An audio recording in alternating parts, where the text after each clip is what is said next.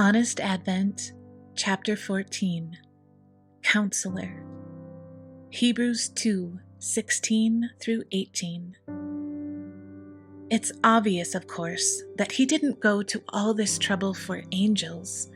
It was for people like us, children of Abraham. That's why he had to enter into every detail of human life.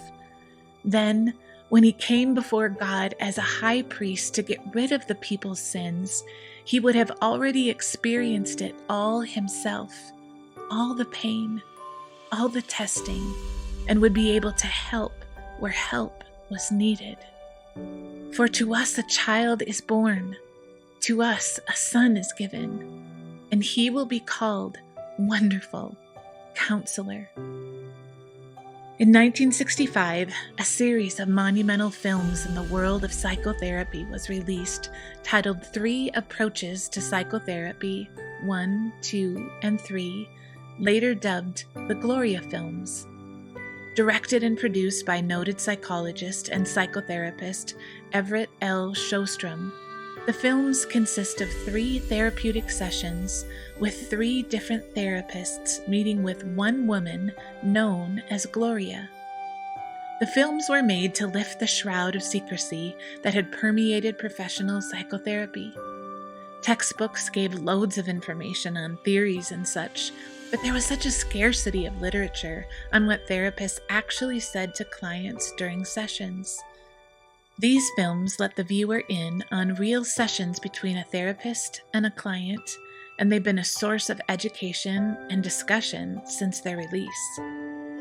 Before his session with Gloria, acclaimed therapist Carl Rogers laid out his philosophy on creating a particular climate necessary for good therapy to occur. He said that good counselors must ask themselves a series of questions before they start. 1. Can I be real in the relationship with the client? Real refers to a quality of genuineness that lets the client know that the counselor is not hiding anything. 2. Will I find myself prizing this person? I love the wording here, prizing, because the invitation is for the counselor to cherish the person as they truly are. 3. Will I be able to understand the inner world of this individual? Can the counselor move around the client's world and see life through their eyes? The goal of the counselor is to know the client's world of feelings and what it's like to be them. I'm not a therapist, but I go to therapy, and my experience with good therapy is that the counselor has taken these types of questions to heart. Every good counselor has a heart of empathy for one's situation and how they got there, but also a zeal for the individual to become healed from deep trauma and to walk down the road to a restored, healthy self. At least that's what we pay them for. These questions remind me of the musings in the book of Hebrews, where the author uses the metaphor of a high priest in his interpretation of Jesus' life. A high priest was one who was selected every year to offer the atoning sacrifices for the entire nation of Israel. He had to take on the mantle of awareness of wrongdoing and be the confessor in hopes of restoration between the people and Yahweh. A heavy burden to bear, for sure. What is interesting in the connections that the author makes between the high priest and Jesus is the qualities of such a go-between. The author states that the high priest can deal gently with the ignorant and misguided, since he himself also is beset with weaknesses. He says Jesus was tempted like we are, so he is able to come to the aid of those who are tempted. The author adds that we do not have a high priest who is unable to empathize with our weaknesses. And thank God we don't. Because how could we ever experience deep therapy with one who could not understand what it's like to move around in our world and see it through our own eyes? It sounds like the goal of a good therapist and the goal of a successful high priest are the same: to prize the ones who are being healed.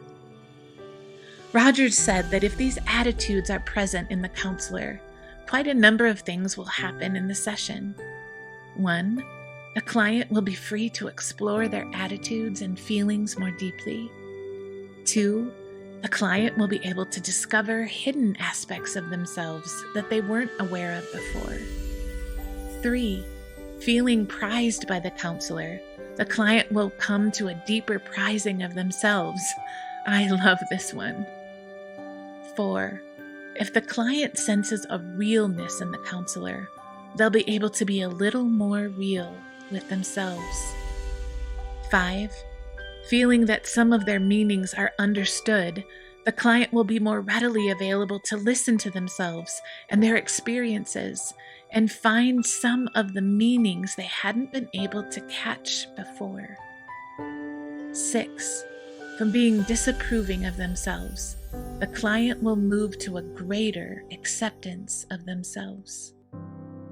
The author of Hebrews summarizes his comparison of Jesus and the good high priest with an invitation. Let us then approach God's throne of grace with confidence, so that we may receive mercy and find grace to help us in our time of need.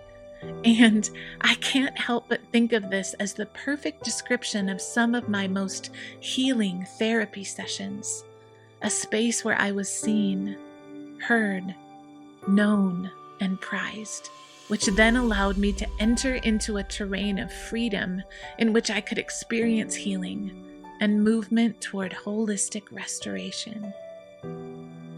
Maybe this Advent, we can see the incarnation of Jesus as the very way he is answering these questions as a wonderful counselor. He became human so we would know he had nothing to hide.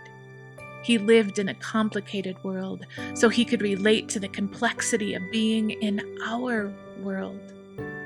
His name is God with us, so we would know we are prized, and in that feeling of being prized, we would come to a deeper prizing of ourselves. May grace for human weakness allow you to become who you were born to be. Jesus became human so we would know he had nothing to hide. He lived in a complicated world so he could relate to the complexity of being in our world. His name is God with us, so we would know we are prized.